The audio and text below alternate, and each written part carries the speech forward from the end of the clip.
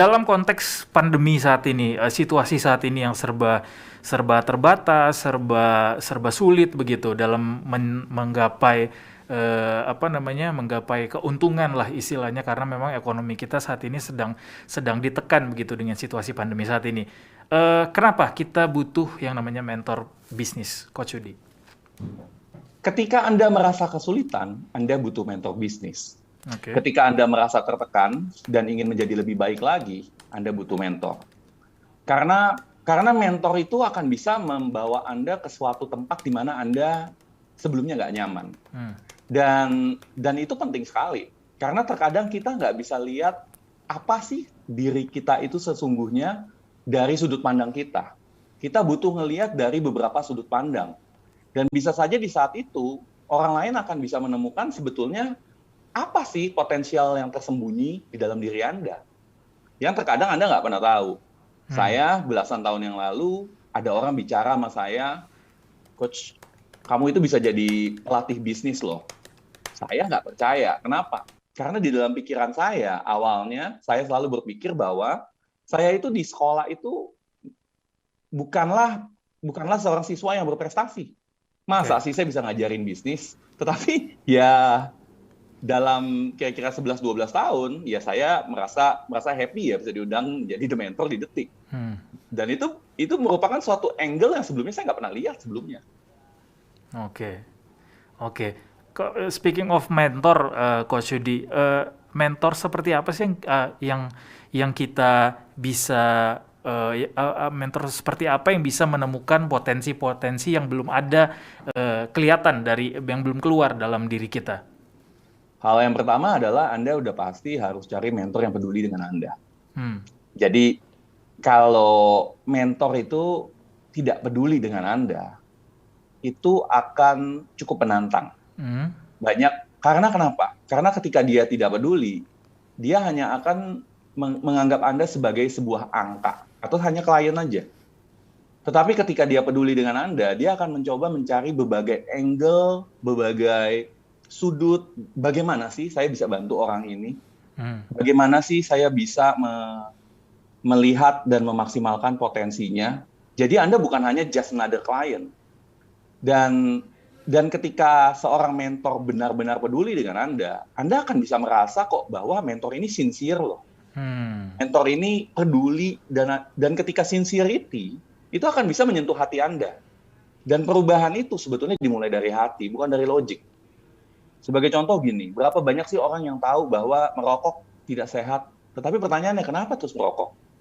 Berapa banyak orang tahu bahwa kita itu harus olahraga, tapi berapa banyak orang malas olahraga? Karena belum kesentuh hatinya.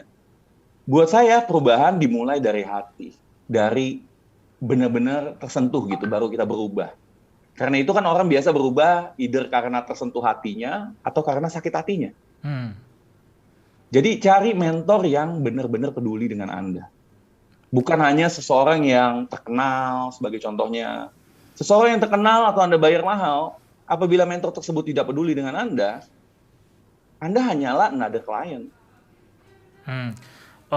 Kalau gitu Coach, gimana caranya kita bisa menemukan mentor yang tepat itu buat kita? Artinya apakah ada satu indikator tertentu begitu misalnya kalau kita error dan trial gitu ya, trial and error dalam sekian bulan ada batasan waktu kalau misalnya bisnis kita masih belum berkembang berarti ini adalah mentor yang salah atau seperti apa? Gimana caranya kita bisa identify bahwa this is my mentor gitu?